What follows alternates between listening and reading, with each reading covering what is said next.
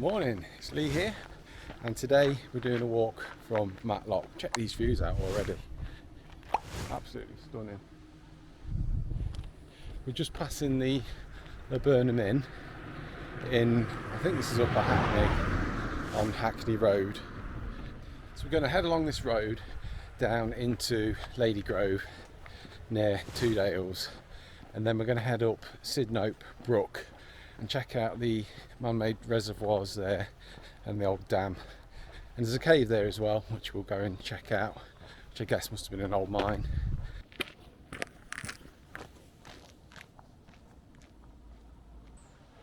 It's so unusual up here. All the houses are very unique, all individual, very high up. Just looking over the valley here, I think that's where your Winster is up there. That's where we did the Matlock Skyline Challenge, dropped down to Winster. And this village just a bit further down, that's Rowsley. We're just leaving Greenaway Road, coming on to Holt Road for the final stretch before we get into the woods near Ladygrove.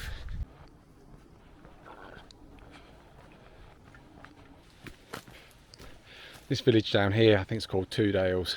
We're continuing down this track here, and already you're getting a feel of industry. I don't know what it is, you can almost sense it in the air. And this is where the old mill was down here, Ladygrove Mill, which was powered by the man-made reservoirs that we're going to go to shortly, to go all the way up the dale.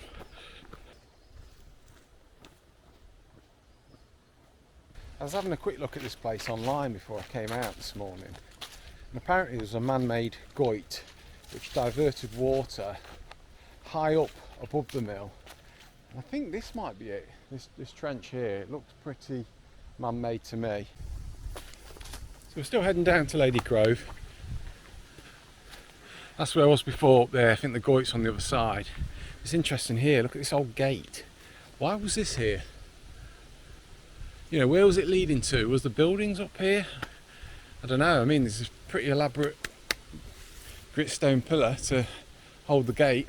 Don't know what it is about things like that, it just fascinates me. I can imagine going back in time and people perhaps in the 1800s heading through that gate up there for whatever unknown reason.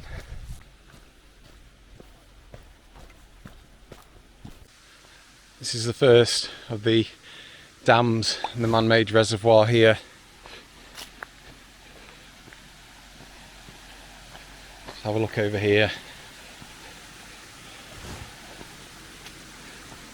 Creating a lovely little cascade here. You soon start gaining height up this dale as well. I mean, we must be 40 metres from the brook now, and we're still climbing up and up, and it gets higher and higher. Up here we've got Potter's Dam. That's what I mean about the height here. You won't want to go falling down there. Yeah, fancy dam this. Flowing down to the third one down there. So Potter's Dam's just behind. We're just going to check that out in a second. But this is that cave I was on about at the beginning. I think this is, well, it must have been a mine, I reckon. But we'll go and have a look at that in a minute. But first, let's go and check this dam out. So we're on the dam now. Again, reservoir there, Potter's Reservoir, and it's crazy. You can't even see the bottom.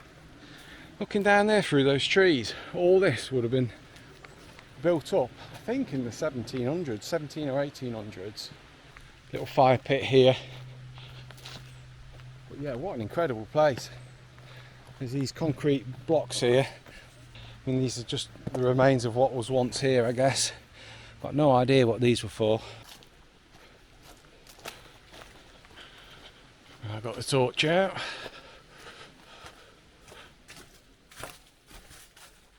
As with all caves, you get these cave spiders everywhere. Some really big ones in here. Look at that mushroom up there. How unusual is that? Cave spider in front of it. Oh my god. Look at all these. Look at all the eggs up there. Right, well, let's have a look down here and see what we can see. Got to be careful on these rocks. very slippy. Yeah, it drops there. It's only about a metre. So I've just got to that rock. But look at this, this is cool. We've got some stemples holding up the roof there. And the stemples go all the way back. And there's one vertical one, lots of horizontal ones all the way up there, look. I always feel an air of disappointment when I turn back in a cave because my instincts just want to keep going and exploring. But I've been under strict instructions from the wife not to go in any caves. I think she's worried that one day I'll come home in a body bag.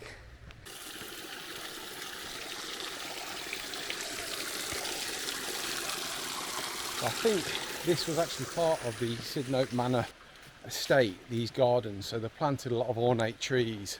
So a lot of these aren't native, but it really gives it that tropical feel. Look at this, this is Sydnope Brook, this waterfall. I think it might be man-made.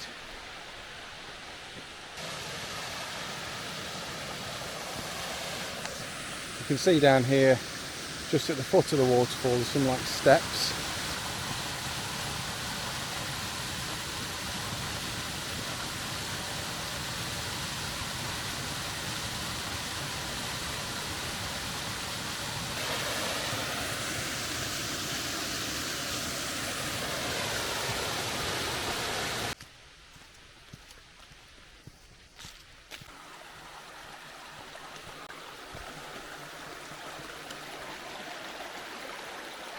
What a lovely place that is.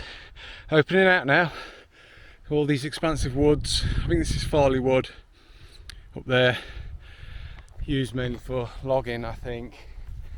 But up here on the right we've got Sydnope Hall, which is an impressive building. It's kind of tucked away at the back of Dale, Matlock. You wouldn't notice there unless you took this path up.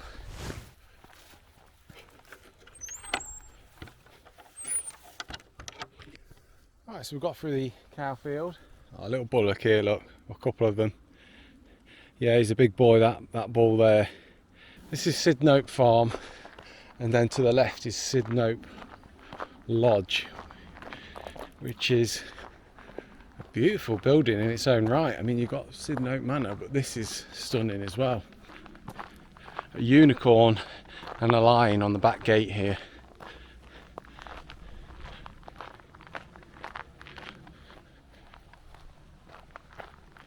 This tree.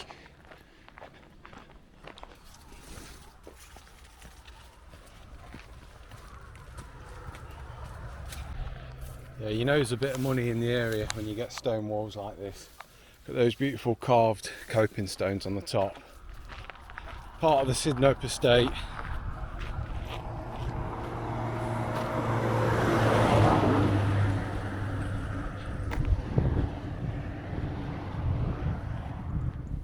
So we're just on the main road for about 100 metres, that's where the path was, heads back down to Ladygrove and Farley. So we've come up the main road, and this is Butcher's Lane, Upper Woodbourne and Kennels up here. I'm going to take this, then it goes on to Back Lane, then on to Flash Lane, and we're going to head away over to the moorlands. And with a little bit of luck, the heather will be blooming a beautiful purple colour. Yesterday, went past a pub near me, bloody Christmas trees up in August. I don't know if they're taking the piss or what. So just down here you've got Sydnope Dale that runs all the way down to Ladygrove. Over this side there is another dale called Halldale. Now I've never done this one. It runs parallel and it goes all the way down to Darley Dale.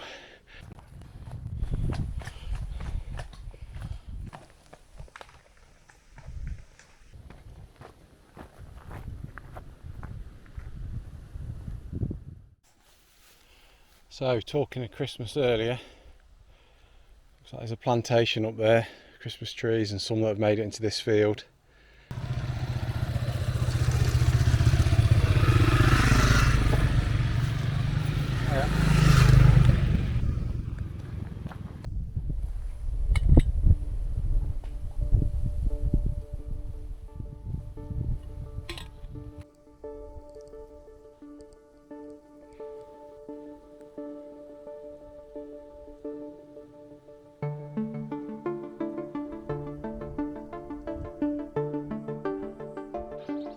About 20 finches just descended into this tree. Look at them, they're absolutely beautiful. See if we can spot them. Oh, there they go, flying off into the next tree. This rowan tree here, still full of berries, going into autumn.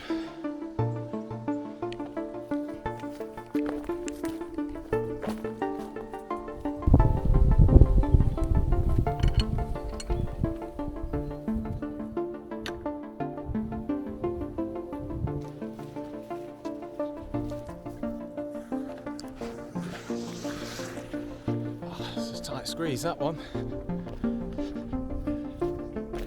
Out to the expansive, open, beautiful purple heather. Look how stunning this is. These bees. It's like they're nesting.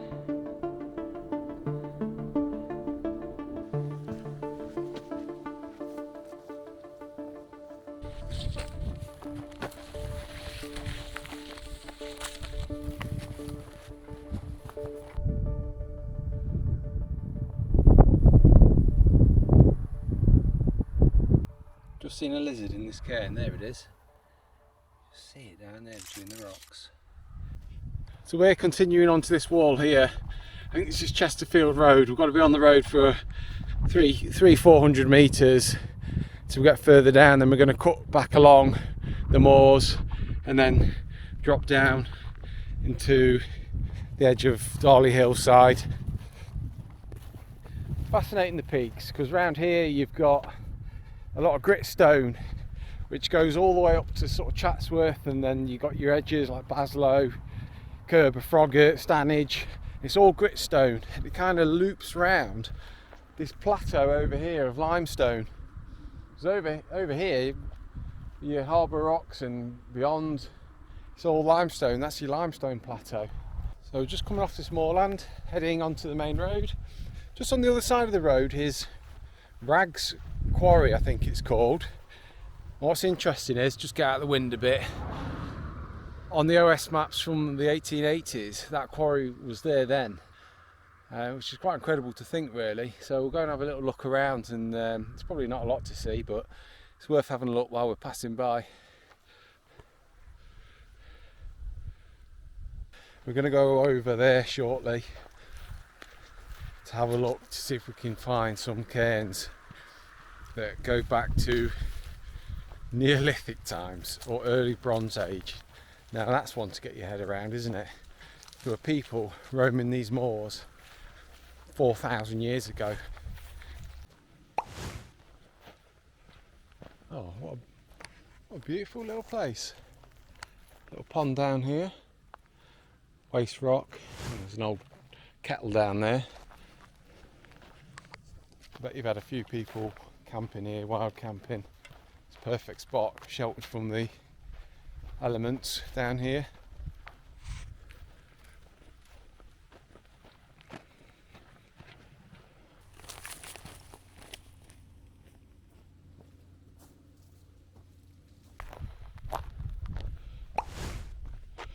Yep, Bond's quarries. As I said back there, I find it quite difficult to actually decipher what's just waste rock from the quarries and what's actually like a cairn or perhaps like stone circle or something.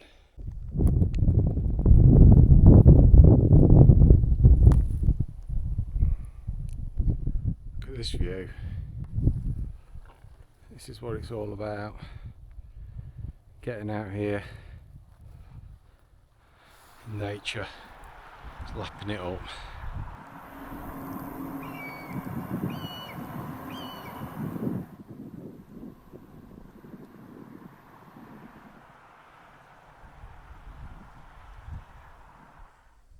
So we're just coming off Chesterfield Road and we're going to be heading along this field here shortly, but look what I found here. This is quite interesting. So we've got a couple of mile markers. This is a milestone, 17th century this would have been, or thereabouts. And just looking on the side here, you can just make out some engravings. It's pretty weathered now, but you can see an M there for miles. It would have said probably Chesterfield, probably Bakewell on here somewhere. So this is the original. What an amazing find. And then here, I think this is iron. I think this would have been 19th century. You got these old hands that are pointing which direction to go. And you can see here, you've got Ashover 5 miles, got Chesterfield 8 miles that way. And then yeah, you got Bakewell 5 miles, Haddon Hall 3.5 miles, and Rowsley 1.5 miles down the hill there. You just imagine all the people that have passed this over the hundreds of years, and more so this one. A couple hundred years older than the iron one.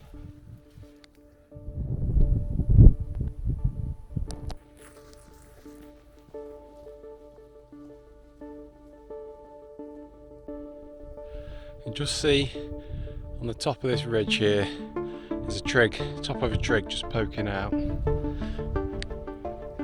So if you trig bagging, there's one up there for you.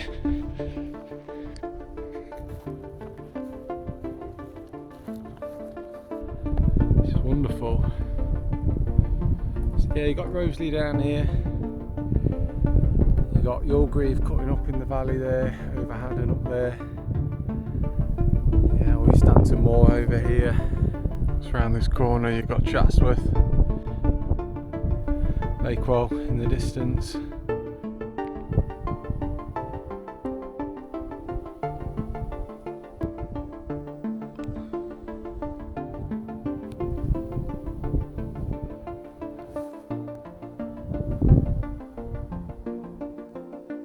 Wow. Look at that, looking down on me. Looking up on you.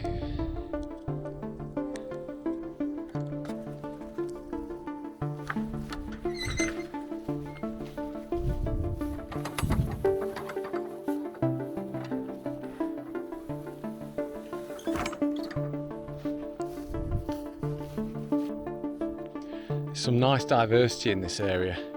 Look at it round here. So you've got a silver birch tree stood next to a young oak tree with another oak tree in the back.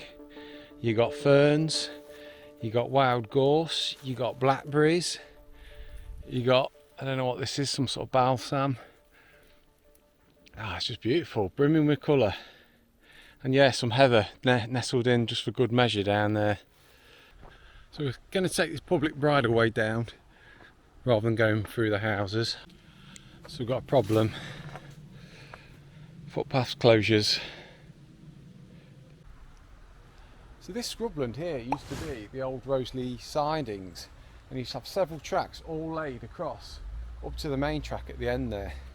And if you follow it to the end, it gets you all the way to the car park next to some industrial estates, and that's where the original Rowsley station was, because the line continued on all the way up to Bakewell and beyond, all the way to Buxton. It was the Midland Railway line. So yeah, there's lots of evidence in here that used to be sidings. This is the Derwent here. Hay bale that got away there in the Derwent. This is that stream coming out, so they must have built this culvert that must have gone under the railway lines and out into the Derwent here. But look at how elaborate it is. Yeah, and it goes all the way underground there. So just next to that culvert you've got a bit of an embankment with some nice coping stones across the top. And I was just wondering if this used to go all the way along this bank here next to the Derwent. As I mentioned, if you look on the ground you can find old bits of coal lying around. There's coal everywhere in here. I think a lot of the coal was sent down to Nottinghamshire or from Nottinghamshire and Derbyshire and made its way all around the country. I love finding old intriguing buildings like this one up here. Now then, I'm no expert on these things by any means, but I'm guessing this steel beam must have had like some sort of pulley system maybe. obviously distributed something down into the Derwent here. Slight ramp heading down, like a platform here. You've got little ladders going up either side. If you know what this is, or got any ideas what this is, let me know in the comments. I'd be fascinated to know.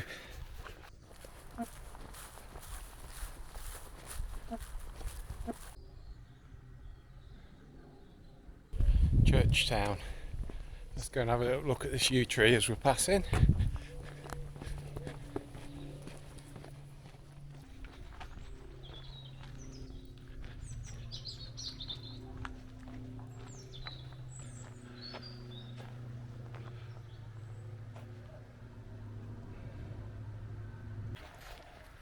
Bit of ridge and furrow in this field.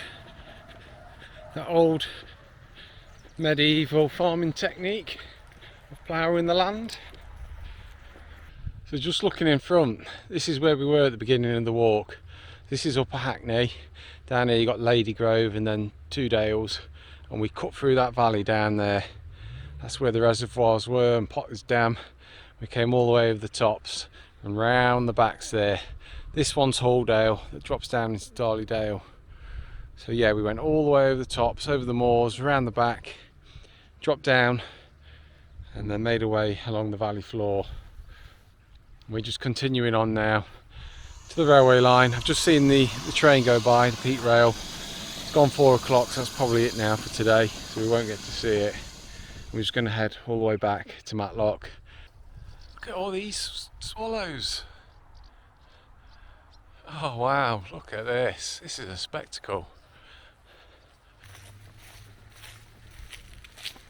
Seeing better days. Not a lot in there.